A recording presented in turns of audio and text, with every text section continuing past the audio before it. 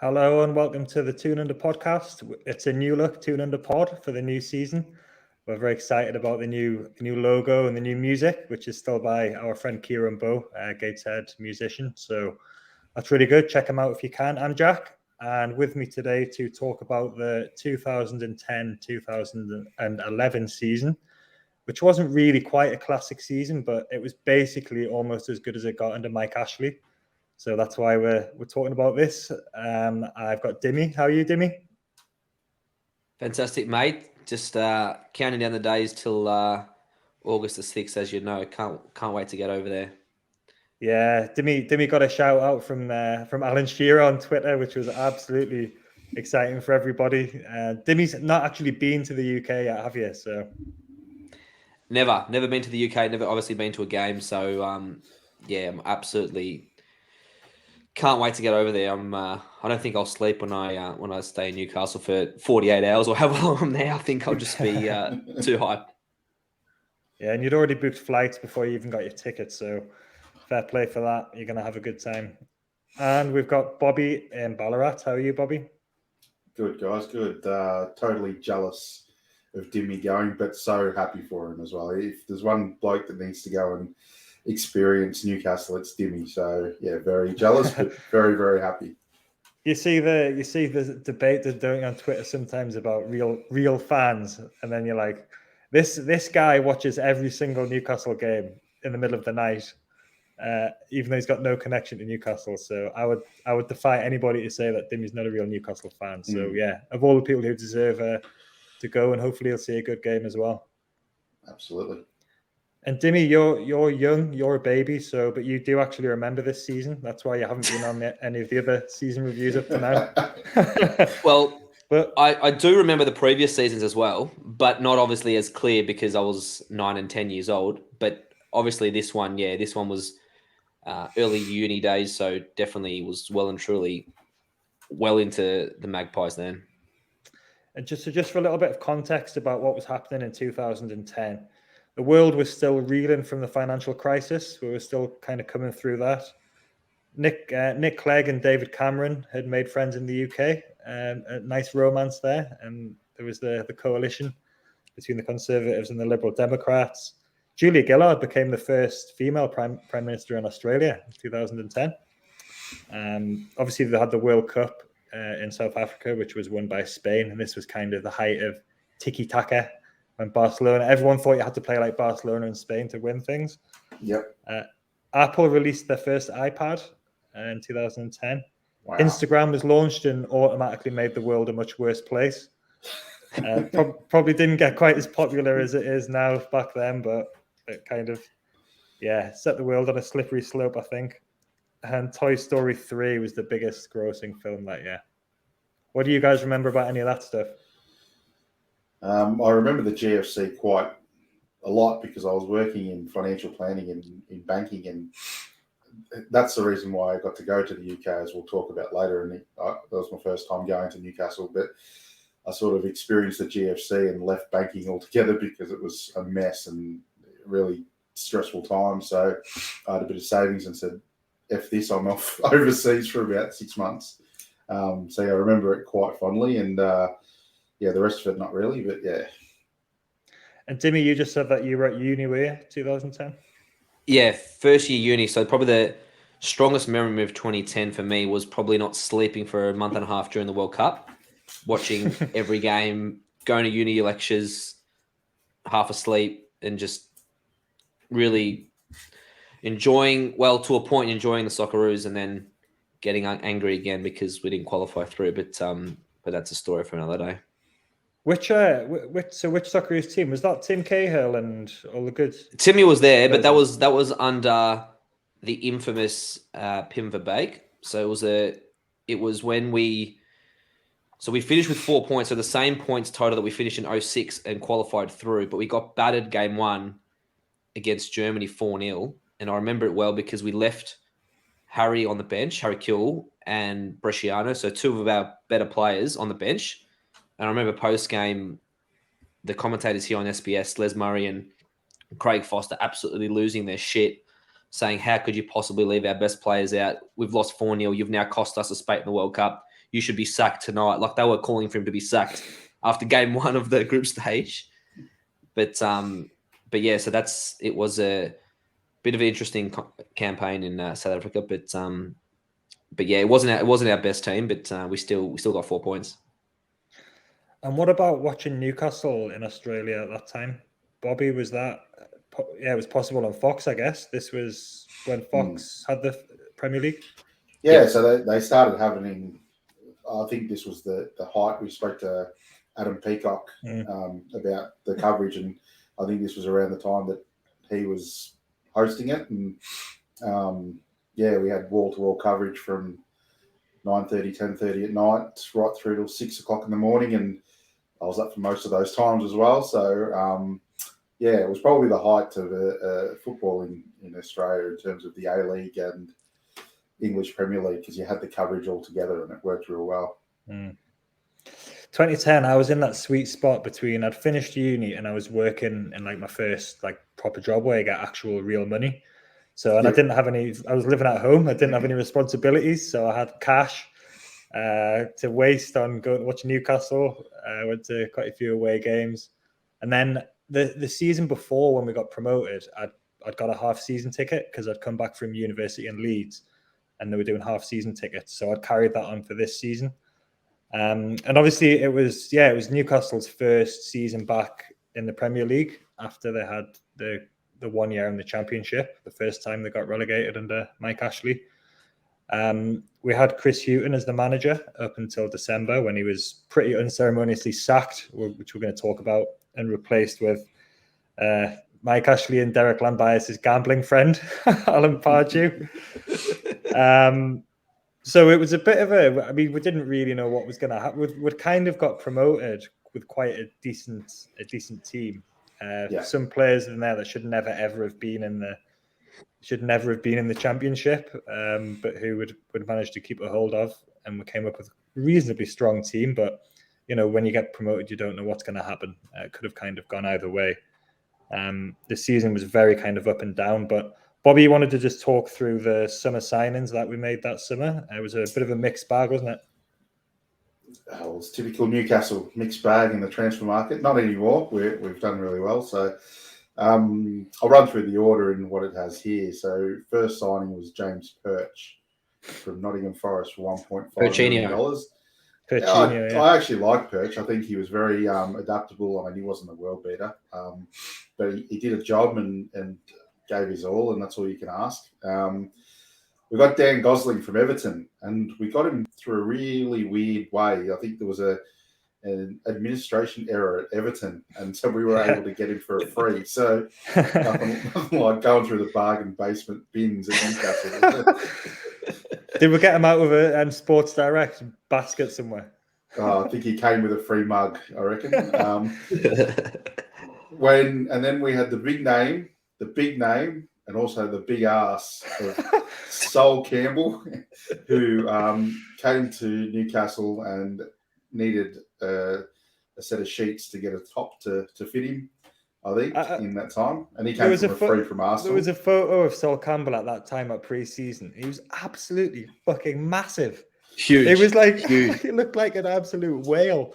He was what, 34, 35 at this point? Oh. He came for his pension. I think that was all he was there for. Michael Richardson, who he came for a free from Walker Central. The late great Czech Tiote from FC Twente for $3.5 million. Now that's a bargain, isn't it? I remember hearing a lot about him and watching him, and he was coached by Steve McLaren. So which before Steve McLaren's infamous time with us. So I was really happy. Sven Moyo, don't know who he is. Don't know if he made an appearance. And then we got Hassan Ben Arfa on loan from Marseille for an initial £2 million. And then we ended up, of course, signing him for $5 million. And what a player he was. What some great memories, and one of my favourites of all time. And then later on in that season, we signed, after getting rid of Andy Carroll for £35 million up front, mind you. Yeah. We signed a free agent of Shefki Kuki to replace him. Awesome. He was almost as big as Sol Campbell. He'd just Almost been as released slow. by Blackburn or someone, hadn't he? Yeah. Oh, yeah. But we're gonna get into Andy Carroll because that was a real dagger in the heart moment for me. I remember that vividly. I understand why it happened, but we'll talk about that a little bit. Yeah. Tiote for $3.5 million. That's a bargain, isn't it? I don't recall remembering much about him when he did sign, but it became apparent straight away that he was pretty well suited to the Premier League, didn't it? I think FC Twente won the title in Holland, or they're up the top for, it was McLaren's big thing, and everyone thought he'd come back, and he was the leader. He was the leader in the midfield, Tiote. So I did watch a little bit of him prior, and for $3.5 million, it was he was a great player for us. Yeah. And when you're signing players like Ben Arthur on loan, players that good who are only mid-20s as well, you're kind of wondering what it is about them that means that clubs are willing to let them go on loan. He had a history throughout his career of falling out with managers, but what an absolutely outstanding player. We'll talk about him more when we talk about the 2011-2012 season. But Dimi, what a player Ben Arthur was, wasn't he? He was world class, and coming through the ranks at Lyon, it was him, it was Benzema, there was Juninho, the Brazilian Juninho back then, but Ben Arthur was the one who was the most talented. Even though Benzema got his big move, he went to Real Madrid eventually. Had more talent than any of them, but he didn't have the mentality, he didn't have the discipline, and that's why he kept moving clubs, and probably why he came to a club that got newly promoted was the reason he had fell out with his manager at Marseille, I think it was, and we saw a bargain like we usually do, and we took a chance on the Maverick as Mr. Pardew called him. I remember, I'll probably talk about this next week as well, but the goal he scored obviously the one against Bolton, which was in the Premier League, but he scored one against Blackburn in the FA Cup, and there's only one camera angle of it, but I was at that game, and it was just an astonishing goal. It was like Messi. It really was. Like he ran through about 6 players and then put it into the roof of the net. His first goal for us against Everton was unbelievable away at It sort of was like, I remember he wore a different number. He didn't wear the number 10. 37. 37. And it was an absolute, like he went one way, he got trapped, went another way, and then just went, bang. And it was like, woof. Yeah, so, all the talent in the world. I loved him as a player, but he had his best spell with us, I think. Yeah, he was with us for 3 seasons, although, as we'll talk about, he was injured for most of this season that we're going to talk about. But the kind of team that season then was either Harper or Tim Krul in goal. They kind of switched goalkeeping duties quite a lot. Danny Simpson played at right back for the whole season. He got quite a lot of criticism, but he won't care about that because he went and won the league with Leicester 6 years later. We had Colaccini at centre back, who was far, far too good for the Championship. It's quite. I know he had a bit of a dodgy first season with us when we got relegated, but to keep hold of somebody who's that good in the Championship meant that we came up with a ready-made defender who got used to English football a bit by that point. Mike Williamson, Newcastle. We've talked about this on the previous season previews, but Newcastle have always got these defenses, haven't they? Where you just look at them and you're like, why can't we just buy a good defender? I know he falls into the Andy O'Brien category of being a good pro, a solid pro, but what's he doing playing the amount of games he did for us at centre back? It's one of them. I think that's why I like what we've done nowadays. I think we've shored up our defence first, because back then, if we just had someone next to Colaccini who was as talented, who knows where it could have taken us. But we always had that one player that was probably not Premier League quality, getting a game or getting too many games. Left back, we had Jose Enrique, who again was too good for the Championship, but he falls into that category with Colaccini and Jonas as well, of players who just needed to get used to the Premier League maybe, or to get used to English football, and they came back up really strong and better for that Championship season.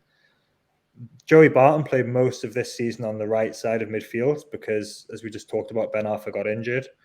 And Barton had actually been, people think he was integral to the promotion season, but he was injured for most of it, and he was suspended for some of it as well. He did come back in towards the end and scored a few goals, but this was definitely his best season for Newcastle. Kevin Nolan was really instrumental in the centre of midfield. He was really, really good captain. And then we had Tiote alongside Nolan. So that's a pretty strong kind of midfield there. Jonas Gutierrez on the left-hand side, who wasn't the most creative, didn't have the best sort of attacking stats, but he was very, very good grafter and very popular for the work he put in. And then up front, we had Andy Carroll until January. He was really on fire in the early part of this season. And it was one of the most exciting things I can remember seeing as a Newcastle fan, as a local player who's got that style of play, just bullying defences like he did, was an absolute thing to behold. Who wants to talk about Andy Cowell for a minute? I can have a word. Before the season started, I actually got a new jersey with his number because he changed the number 9. I think he had number 30 or something. I can't remember, or 20. I can't remember what it was in the championship, but he got the number 9 Guernsey in the first season back, and I remember getting that onto the shirt. And I remember the guy who sold it to me said, "Are you sure he's going to stay?" I said, "No, he's a local lad. He's a number 9. He dreams of playing for Newcastle. He ain't going anywhere." Lo and behold, 6 months later, he's on his way. But yeah, he was outstanding. I mean, he scored a hat trick. I think it was game 2 that we'll talk about shortly, and scored some cracking headers. And he was just on his day unplayable, and no one liked playing against him as a centre back. Yeah, he was monstrous up front, and he had the other Geordie Shoulder up front for company for most of that time as well. Never scored many goals, but did a decent job of what he was doing, which was ambling around up front, scoring the odd penalty, being generally a nice guy, which is what he seems to have done well. But there was also Peter Lovenkrands and Leon Best as well, so they both contributed a fair bit that season. But yeah, as soon as Carroll left, don't think Shefki Kuki quite made the replacement that Alan Pardew hoped he was going to make. Yeah, it's troubling. It's troubling, and we will talk about when he was replaced properly when we do the next season review. But yeah, so it was quite it was the team that had the sort of basis that had got us promoted, and there was a really strong spirit in the team, and I think that was fostered well by Kevin Nolan. Joey Barton has his kind of he's a controversial figure, obviously. I don't really like him. I don't like the kind of adulation he seems to get from some fans. I think he let himself down too much for Newcastle, but he definitely did do well this season. So that was kind of the team for the season. Bit hit or miss really about how the team was going to go, and it was very, very inconsistent, as we'll see as we get into the season. Pre-season was fairly low key. We beat Carlisle 3-0 in an away game, and I remember that I went to that one on the train. That was nice. Got beat by Norwich, drew with PSV, drew with Deportivo La Coruña, which for some reason went to penalties. It was the Herrera Trophy. Of course it was. I think that might have been the one when the Colaccini got that massive trophy, and it was like a bridge or something, wasn't it? It was. Yeah. So I mean, all this talk about us not winning trophies, like we've won a trophy. What's everyone carrying on about? Yeah, I just remember seeing Colaccini hold it, and it was massive. It was like, what's going on here? And then Rangers beat us 2-1 in the last pre-season friendly. Yeah, I remember that one. So the league kicked off, and Bobby, I'm going to throw this to you because you were at the first couple of games, weren't you? We obviously got Man United away for the first game. What was that experience like for you? Well, it was. I was on a tour with my brother and a couple of mates, and decided to go see the football, and lucky enough to get tickets to Old Trafford to go see Newcastle versus Man United, and I thought it was in the Newcastle end, but my stepdad made a mistake, and his mate brought him in the Manchester United end.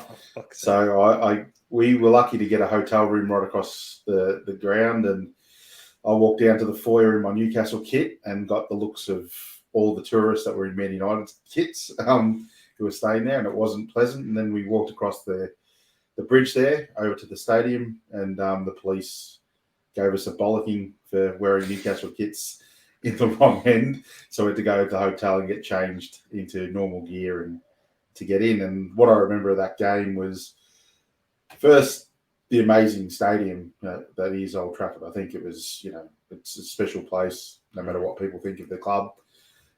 It's absolutely huge, but I'll never forget the Geordies. There was 2,500 of them, and all you could hear was them. And even my mate, who wasn't a real football fan, he goes, "How do we get into there? Because that looks like so much fun."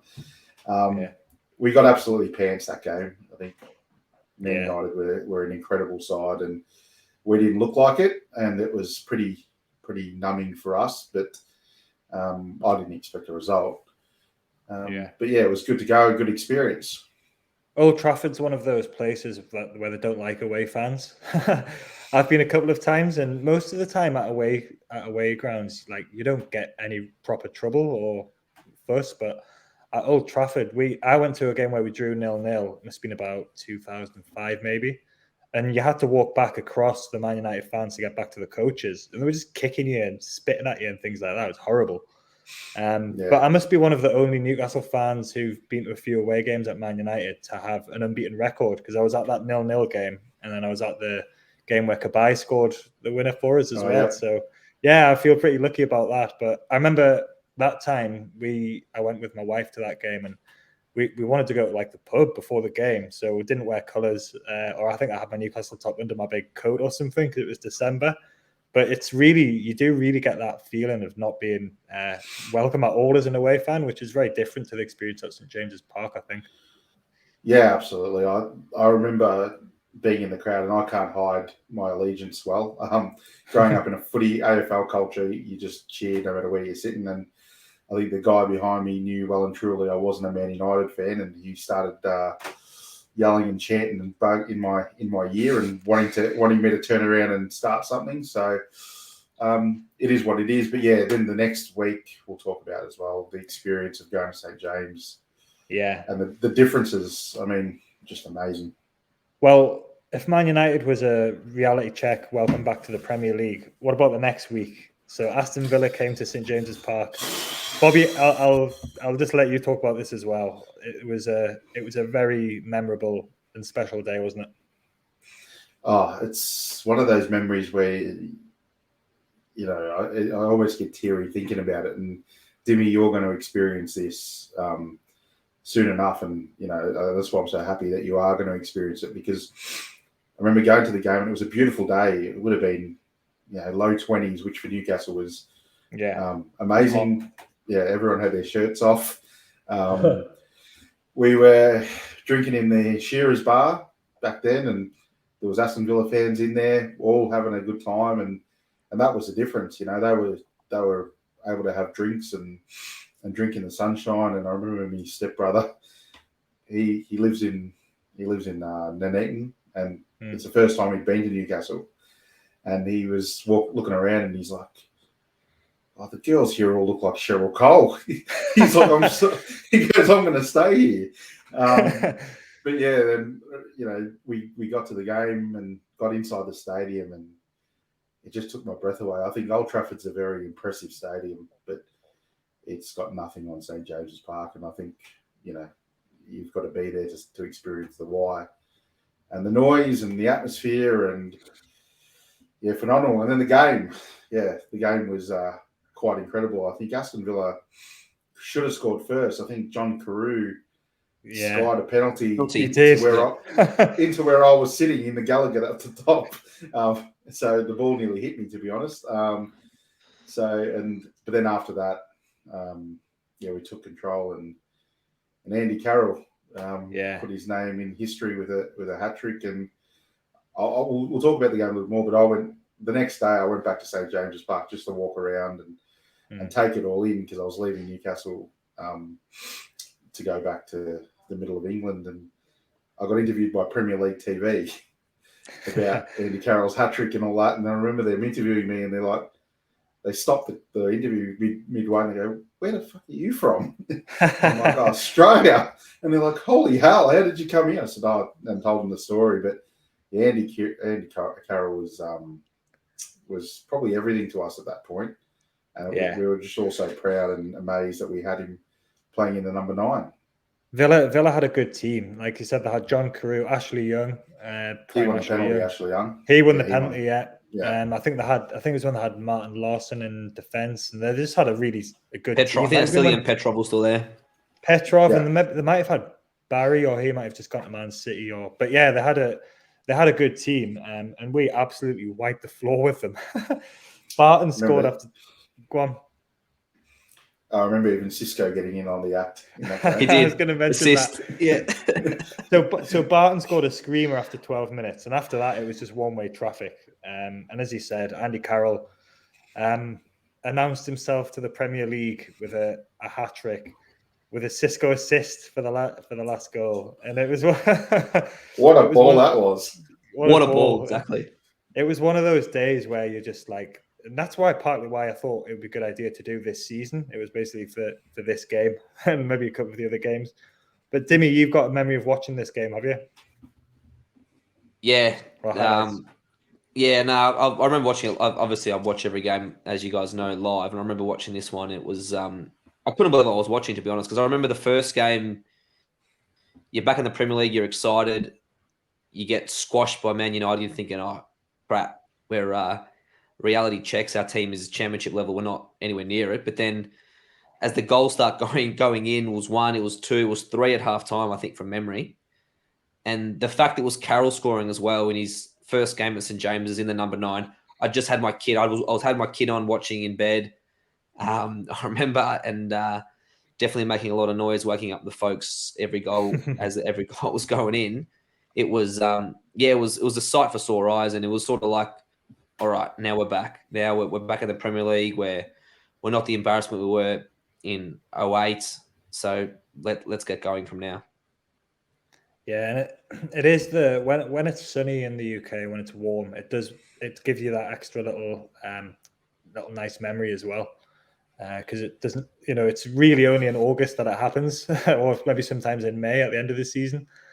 But yeah, it was a very, very good game. Go on, Bobby. And there's no better city in the world when a team wins than I didn't sleep that night. I think I didn't pay for a beer because everyone knew I was from Australia, and I can't remember where I went. I just went from pub to pub to pub, and some really dark alleyways or whatever it was. But God, it was fun, and God, it was good, and yeah, it's just a place to be when they win, the town is rocking.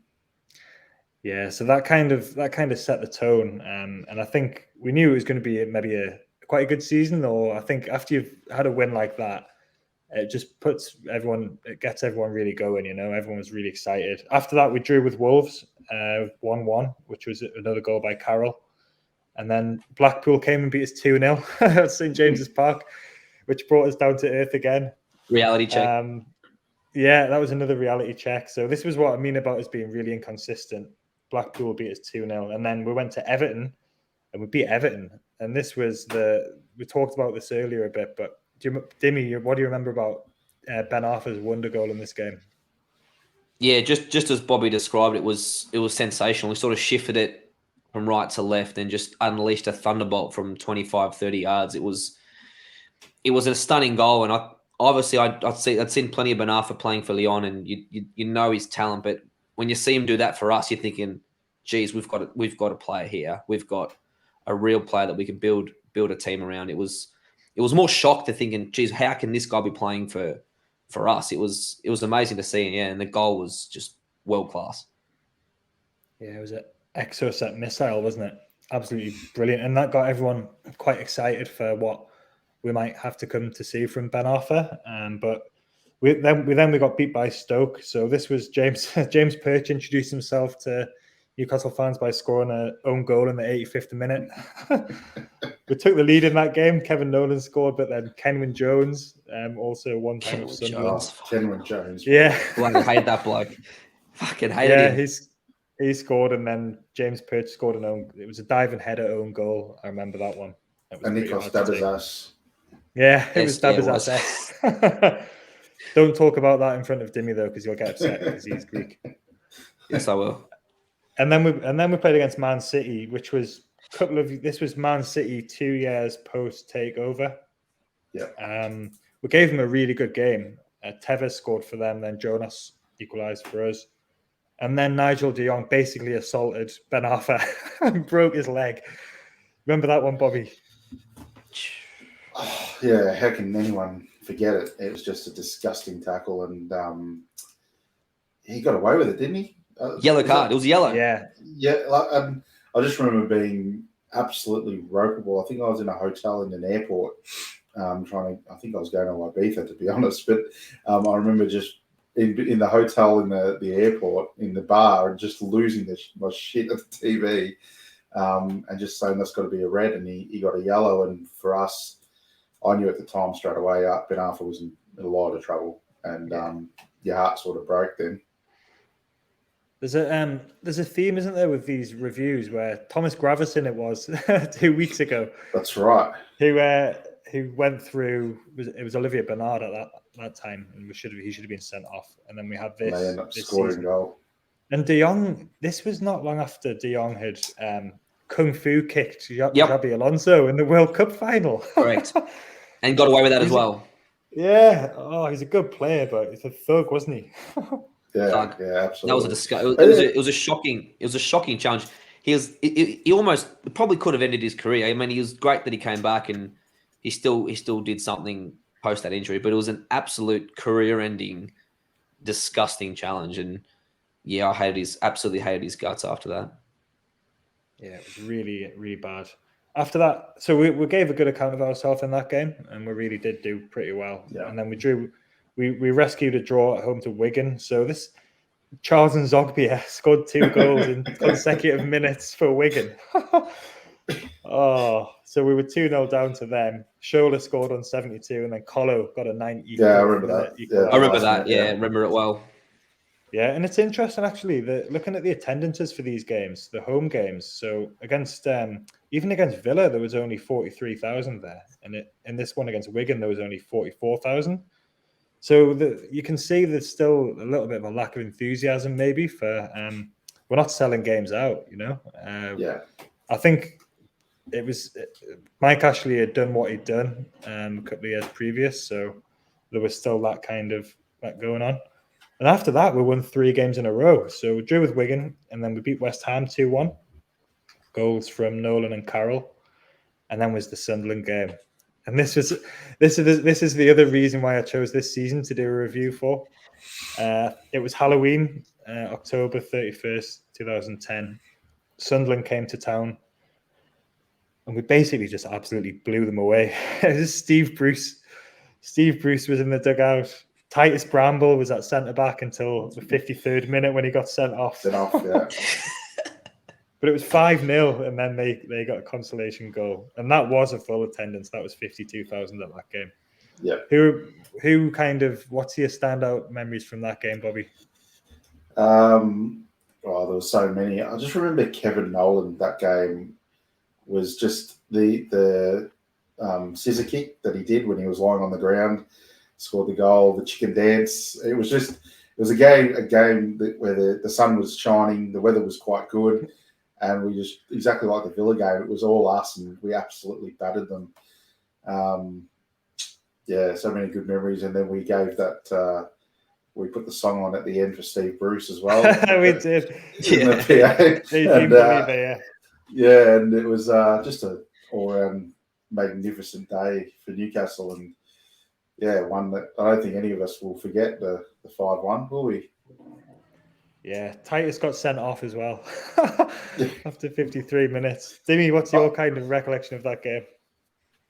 Very strong. I remember I had saved it on my Foxtel box for about 8 years until I upgraded my Foxtel. I had it on the red button keep. I just kept watching it every time. I felt bad, but no, it was a magnificent game, and I remember having my exam the day after, so I was just absolutely hyped for my exam the next day. It was a wonderful game. I mean, as you said, we battered them. The only thing I remember that I was not upset about, but I was a little bit frustrated that Carroll didn't score. I remember he had about 3 or 4 great chances to score, and I would have loved to see him score in that game. Good old Scholler, the Derby expert, he put in 2, and obviously Nolan had his hat trick, but would have loved to seen Big Andy with his number 9 score in the Derby. The Mackham Slayer loved this game. Scholler just absolutely loved playing against Sunderland. His second goal in this game was outstanding quality. It was a kind of bobbling ball on the edge of the box, and it's kind of like Carroll. It was. I think Carroll. volley. Yeah, so Carroll headed it. Yeah, Carroll headed it across the bar. It bounced up, but then he scissors it from just inside the box. Like you're thinking, what are you doing, Scholler? But he just nails it, and he just turned into a different player. He turned into Didier Drogba just for the time we had derbies. It was just unreal. If he tried that scissor kick against anyone else, he would have broken his ankle or something. You know? he would have done a Joe Linton. Joe Linton, I was going to say. Hit it off his own head. Yeah. So that was that. Obviously, that gets everyone in a buzzing mood again. And it's seeming quite obvious at this point that that's my dishwasher just tingling at me. But yeah, it seems at this point that we're not going to get relegated at least, so that's good. Yeah. And then we went to the Emirates Stadium and we won 1-0. And this was an Andy Carroll masterclass of how to bully a defense. Yeah. Lauren Koscielny got himself sent off right at the end, and I remember Wenger going crazy about that. But yeah, this was a real big win as well. It was Barton had done a long ball, hadn't he? Just it was from halfway. It was a free. I think it was a free kick from halfway. We launched it. Carroll had one of his long run-ups, and their keeper at the time, I can't remember if it was Lehman or whoever it was just in no man's land, and Andy scored the header. It was just floated. Barton just used to do these little floaters. It was like a putting wedge. Just chipped it up and it just floated in the air. And because there's only one person that's going to get his head to it, and that was Andy Carroll. He was in that great a form that year that no defender could stop him if the ball was in the air. And he got his head to it and it went in, and we won at the Emirates, which I don't think I can remember us doing much of since as well. I think that's the only time we have won at the Emirates. Yeah, I think it is. Yeah. But yeah, he just bullied the defense, and we just loved seeing that so much. It's probably not a good thing that he was doing this because it meant that we lost him, because he was drawing attention to himself for what he was doing at the time. He got an England call up around this time as well, maybe a little bit later. So he did play for England while he was still with us.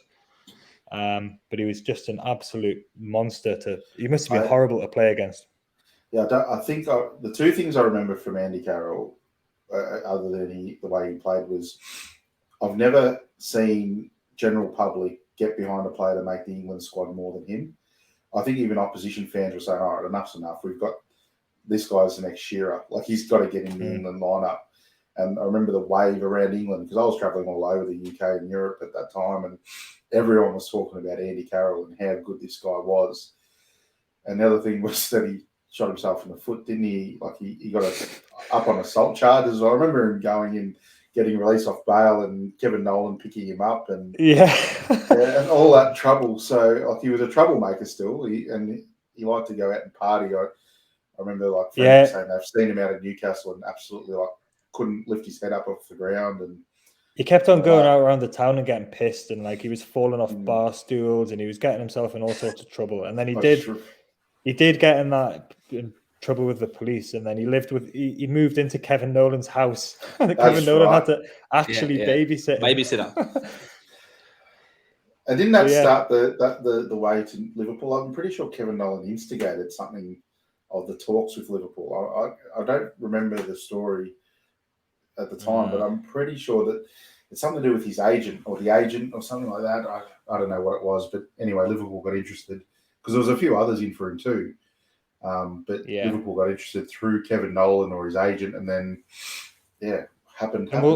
We'll talk about how that happened soon, but there was a whole series of events that had to occur for him to end up at Liverpool, which did happen, and we were knocking bids back as well. But after the Arsenal game, then we thought that this is going to be a good season and things are going nicely.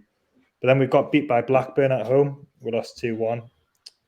We drew with Fulham at home, 0-0. So the home form, apart from those exceptional games was not really very good. Bolton beat us 5-1. Johan Elmander got a couple of goals in that one. And all during this time, Carroll was still scoring goals in these games.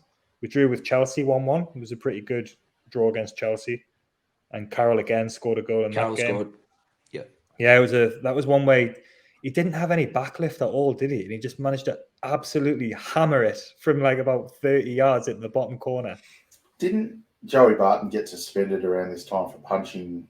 Was it the Blackburn or Bolton game? He punched. Might have been Bolton. It was one of them. No, yeah. He punched Morton Gams Pedersen. That's Blackburn, right. But he didn't get sent off, but then he did get suspended after that, I think. Yeah, and then it started a run for him as well. So we had Carroll and Barton both doing things outside of the pitch and on the pitch that were just, it was derailing pretty badly, I remember. That's what I mean about Joey Barton, though. He did this in the relegation season when he just got himself sent off against Liverpool. It was stupid, and and then he was suspended for. I think he was actually in jail for most of the promotion season. Yes, he was. He got into a fight outside McDonald's. So he's he's just a liability, I think.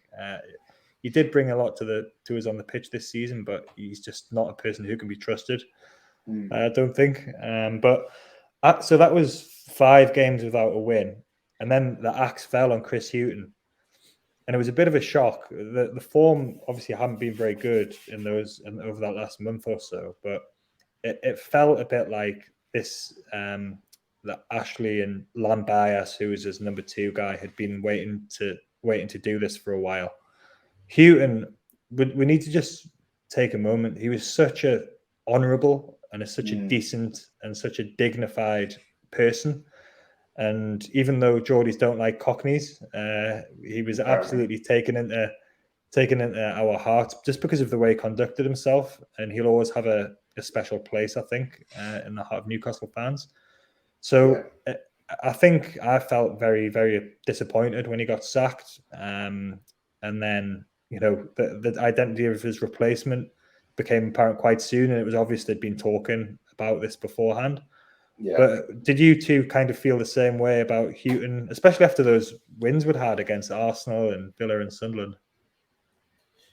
Yeah, absolutely. I think I love Chrissy Hughton and the way he galvanised that squad in the championship, and we blew that league apart. And I think it was a year I just felt like the bond between the players and everyone was so good, and he sort of orchestrated that. And it was one of the teams that I felt really proud to be representing Newcastle. I know we had the troublemakers and all that sort of thing, but it was just such a close-knit squad and togetherness. And it was the first time I remembered where a group of high-profile lads actually loved playing for Newcastle and being in Newcastle. And I think Chrissy Hughton should take a lot of credit for that. And I remember when it was announced, I was devastated, absolutely just dumbfounded. I thought, he's done it again. And then when the announcement came through of who's replaced him, I was ropeable. I remember just absolutely pissed off. Yeah, because Pardew had just been, his most recent job was getting sacked by Southampton, who were in League One at the time. But Dimi, did you kind of remember feeling that similar way at that time?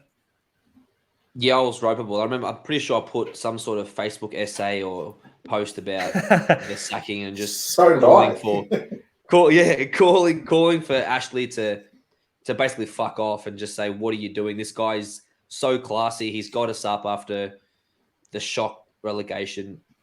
I'm pretty sure we were sitting 10th or 11th at the time when he got sacked. So it wasn't as if we were in the relegation zone and really seriously struggling. I just thought it was a disgusting move, and to get his mate Pardew in, it was just icing on the cake, really. It just summed up again how our feelings towards Ashley, and you just couldn't trust what he was going to do, and he was just never had the supporters' interest or never had the best interest of the club at heart.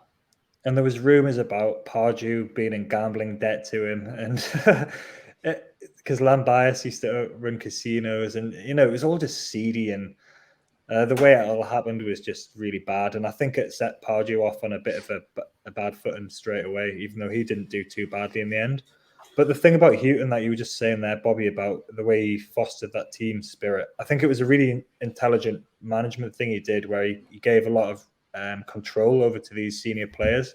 In the championship, there was Nicky Burton, Alan Smith, as well as Joey Barton and Kevin Nolan, and he kind of gave them control, and that's ultimately probably what led to his downfall, because Ashley didn't like that. And as we see at the end of this season, in the summer before the next season, he basically cleared out all of those players as well. So there was a bonus dispute at one point as well, and he just didn't like anyone who would answer back against him or challenge him. He would speak up. So so we got in Pardew, who was a yes man.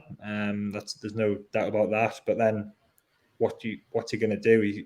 That's why he's in the job, and he was never going to get that opportunity if he hadn't have just gone along with everything that they said. So he ended up looking a bit stupid himself sometimes. On Bobby. Yeah, well, I think the thing that I was so pissed off about Morse is because you heard these rumours. I don't know if you guys remember, but when Hughton was sacked, there was these rumours that came from nowhere about the name Pardew and the gambling debt and all that, and you just sort of thought, nah, that's or that I think that was just Twitter malarkey. That's not going to happen. And then it happened, and you're like, what the hell is going on? Like he's in a job purely to pay back debt for for what he did, and we were just the trust, as Dimi said. That was we had a lot of low points. The relegation the first time was a really low point that you hated Ashley, but I think that was the lowest point, and then it was confounded in January as I think we thought we couldn't go any lower, but it did. It's all so seedy and tacky, and it just is, demonstrates that the way that the club is run. And then we had another 12 years of it after that. So so we beat Liverpool in Pardew's first game. But I remember Joey Barton coming out in that game and after that game and saying that was for Chris. Yeah, he scored. Nolan scored, and Andy Carroll probably sealed his move to Liverpool in that game. But we kind of bossed them. I think the players were just doing it for Chris Hughton in that game.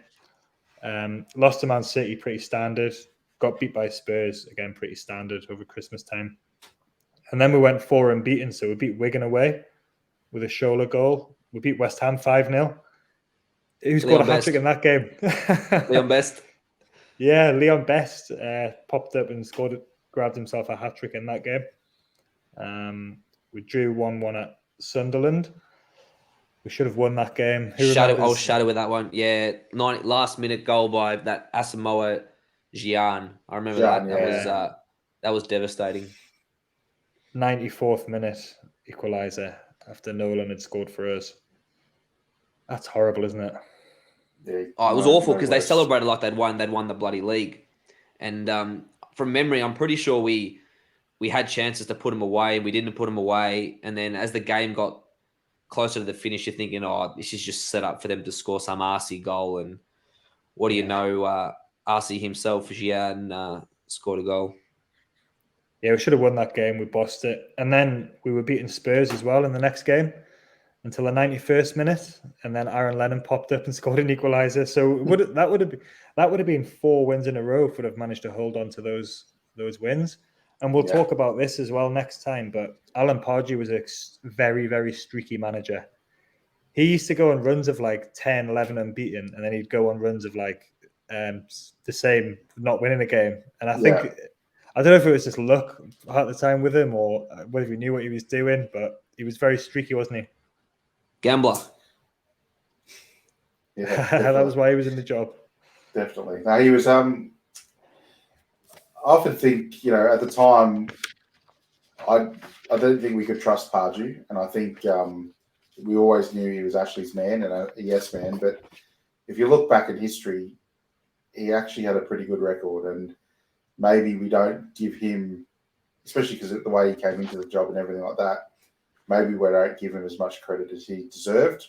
I mean, yes, he was an Ashley man, but he did still put some pretty good seasons together. So under Ashley, which was, as we all saw, very hard to do. Yeah, absolutely. You've got to be fair, and we'll talk about the next season next week. But he did a good job that season, albeit there was still these huge streaks of sort of good form and then bad form, and he was reliant on his players. But then I guess most managers are. But then that took us up to the 31st of January, and absolutely all hell broke loose when Andy Carroll got sold, because this had been on the cards over the last week or so of the transfer window. And Liverpool, the things that were happening were Chelsea wanted Fernando Torres, who had been really good for Liverpool, but he tailed off a little bit. And they were bidding, they ended up getting him for 50 million. So Liverpool then had this money to play with. So they got Suarez, and then I think because of Carroll's form, this is when Kenny Dalglish was managing Liverpool as well. Because of Carroll's form, Dalglish, British manager, they signed him. And we'd knocked back 25 million, we'd knocked back 30 million. Pardew had been saying he's not going anywhere. He'd still been playing well. He'd still been on form. And I just remember that day when we sold him and I know that people say about his injury record and the fact that his career he didn't do very well for Liverpool. And then when he was at West Ham, he was injured a lot. But when you see it, there's something about when you see a homegrown player do so well. And when he's got that style, that sort of, that emotional style of playing football, and he's the number 9, and he's the local hero, and he's 21, and he's got in the England squad, and he's got the world at his feet, and to just have that ripped away in that manner. I can understand why they felt they couldn't refuse that money, but it was absolutely horrible. And it'll always be, I think, as long as I'm a Newcastle fan, the one transfer I remember. I was probably a little bit too young to properly remember Andy Cole. So this is the one that really, really still breaks my heart. What about, go on, Bobby, were you kind of similar sentiment at that time? I think I was in shock and then in tears, because I thought you kind of held the hope that, because Pardew kept coming out and firmly saying it isn't going to happen, and you thought, this guy's just made England. He's scoring goals for fun. He's a Newcastle boy in the number 9. The comparisons with Shearer were always there. The linkage, and you just thought, there's no way they can possibly get rid of him. And people can say what they want about him and his bad form with Liverpool and then what happened in his career, but at 21 years old at Newcastle, he was every bit of superstar that we've ever had. And when he was sold to Liverpool, it was the most, like you, Jack. I remember the Andy Cole thing faintly. I'm a little bit older than you, but it didn't devastate me as much as Andy Carroll. I think it was the hardest transfer I've been involved with, I suppose, as a Newcastle fan in my life, and I thought that was the end of us, to be honest. Because it just doesn't happen very often. You don't get these quality players coming through the academy. Newcastle don't anyway, and never mind when they're a striker and when they're in the number 9 and when they're doing so well. So I think the feeling was, when are we ever going to get a player like this again? And maybe we will. Maybe somebody like Elliot Anderson will fill that role. But at the time, you just felt like this is what's going to happen. As soon as we get players who put a good bit of form together, we're going to lose them. Dimi, were you kind of similar at the time? Yeah, I was devastated. I remember staying up all night until the transfer window. I'm sick, obviously, but staying up all night till the transfer window closed to see what was going to happen. I remember all night the stories were, we've knocked back 25, we've knocked back 30. Are they going to come back? I was waiting. I remember scrolling through socials. I remember finding some stream. I think it was TalkSport or one of the stations over there who were covering the day-to-day of the transfer window. And I remember thinking, please don't go. And then finally, towards the end, the story broke that we'd accepted the bid for Liverpool, and I was just devastated. I had my Andy Carroll shirt there. I didn't know what to do with it. I'm thinking, what has just gone on? I mean, could it get any lower? I'm thinking Chris Hughton's been sacked a month before. I was pissed off about that, and now we've just gone and sold our number 9 and our local hope. Yeah, and unfortunately, Shefki Kuki just couldn't quite fill his boots. We signed Shefki Kuki on a free, who'd been released by Blackburn. And also we signed Stephen Ireland on loan as well on that last day. And he played 2 games of about 5 minutes in each game. So he was billed as a very prodigious talent, but I think he had alcohol-related issues in his life, and we sort of picked him up off the scrap heap. to get it. But I remember that transfer window at the start. Pardew was talking about getting David Beckham to come from LA Galaxy at the time, and I thought we can really build on this. And it went from that to to losing Carroll and getting Shifty Cookie. So yeah, just totally at Mike Ashley Newcastle. And because this is Newcastle, we then went and lost 1-0 to Fulham in a pretty depressing game. And then Arsenal came to town. And again, it's one of those games which is just like a real cult match for Newcastle. And it's just funny that it happened in the context of Andy Carroll leaving and Hughton being sacked. And this season, which was a memorable season, even though it was so inconsistent. And this game, I was at this game as well, and I didn't used to sit with my friends until the following season. So we always used to text each other about where we were meeting up, and we were getting absolutely hammered 4-0 by Arsenal at home at halftime. And I text my friend Moog, and I was like, "Should we just go to the pub?" And he's like, "I was ready to go. I was ready to pack up and just go." And he said, "Let's just wait till the next goal." And he always reminds me about that, and I'll be forever grateful to him for that, because I was done. I'd checked out, and I wanted to go back to the pub, but he was like, "Let's just wait. Let's see what happens." And then it was beyond mind blowing what happened after that. So we managed to kind of drag it back. The atmosphere changed on 50 minutes when Diaby got sent off for Arsenal. Joey Barton managed to kind of wind him up a bit. Arsenal were a good team. They had Fabregas and Van Persie. They were the Chesney and goal. Koscielny, Walcott. They were a pretty strong team. But Joey Barton managed to really wind them up and get under the skin, even though they were 4-0 up. Diaby got himself sent off, and then we got a penalty. I think the first one, was a really dodgy penalty. One of the penalties was really dodgy. The second one was dodgy. The second one was dodgy. Was that the Mike Williamson one? Where he got the push or the handball or whatever it was. Yeah, it was dodgy. It shouldn't have been given. But as soon as that second goal went in, so it was Leon Best scored on 75 minutes. And as soon as that happened, you started to think, you could just see, and Arsenal are good at kind of just wilting at St. James's Park. They did it this season just gone as well. But you could just sense that something special might be about to happen. Then we got that dodgy penalty, which Barton scored as well. And then Niall Ranger was on the pitch by this point. I remember Niall Ranger. He made a number of sub appearances that season. Super sub. But then came the moment that no Newcastle fan will ever forget, that Cheick volley, brought it back to 4-4, and then that was absolutely brought the house down, and that was history, because no team in the Premier League had ever come back from 4-0 down to draw 4-4. So it was absolutely, and I remember it was one of those where you go to work and everyone's talking about it, even people who don't like football, and it was just a one that'll live very, very long in the memories about that game. Yeah, same as you. I think I remember watching it, and I think I had returned home by this stage, or back to Australia, and watching it on TV, and like you, I thought, "Oh, this is absolutely shit. I'm going to bed." And then something in the back of my mind was just no, watch it. And I think what kept me up was how the mood around St. James's Park was so bad at that point that I thought something might happen, like something in the crowd might happen. Pardew might get the sack. Pitch invasion.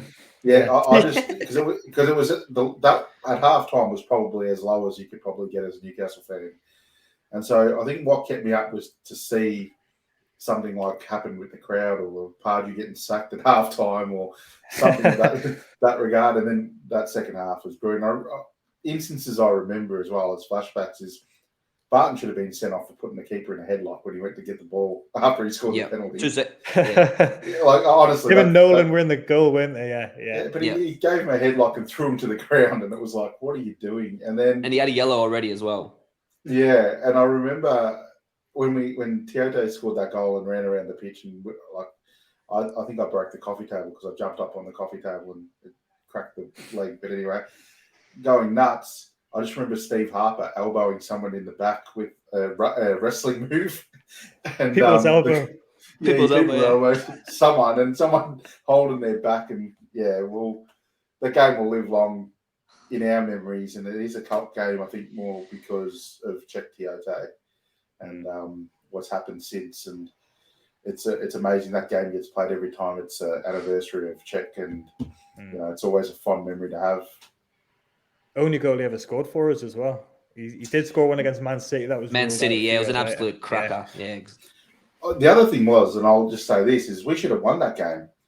We had Kevin a Nolan chance right at the end because Noel Ranger's good work as well. Noel Ranger had a chance, but Kevin Nolan in the end, we a couple of inches the other way, and we would be talking about a 5-4 victory because which sort of gets lost, but just a crazy game and from a crazy club. I don't think I would have been talking about that victory because I would have just died. I'd have just gone out of town and just not survived.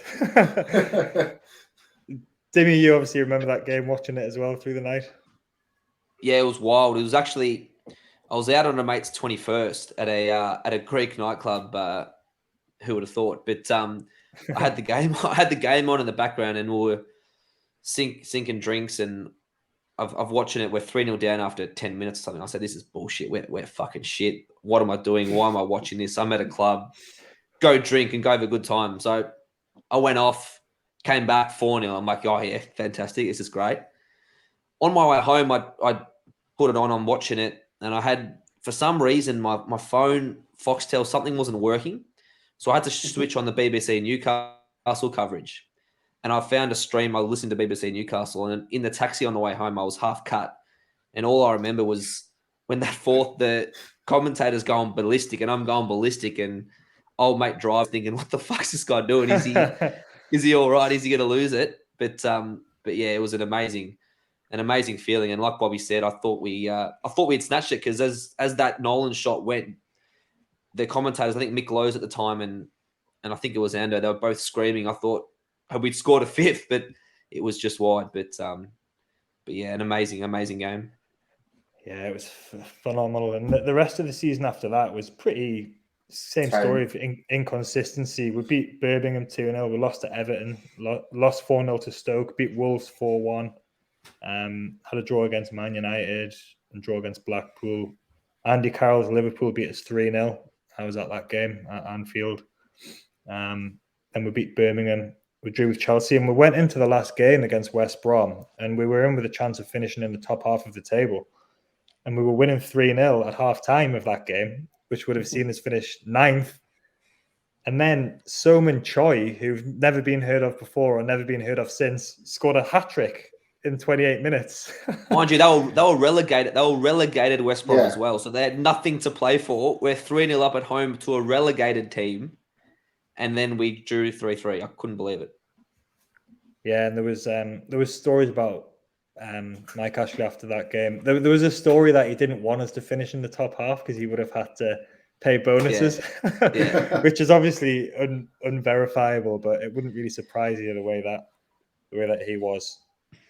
Yeah, well, I don't think the players would have thrown a game not getting a bonus because we saw what happened with the fight with the bonuses, I think, the following season or the end of this season, actually, with, I remember Joey Barton on a train, the camera crew were filming him because he didn't know what was going on. He was going to go on loan here or he was going to get transferred there. And, the players revolt against Ashley, and Ashley won in the end.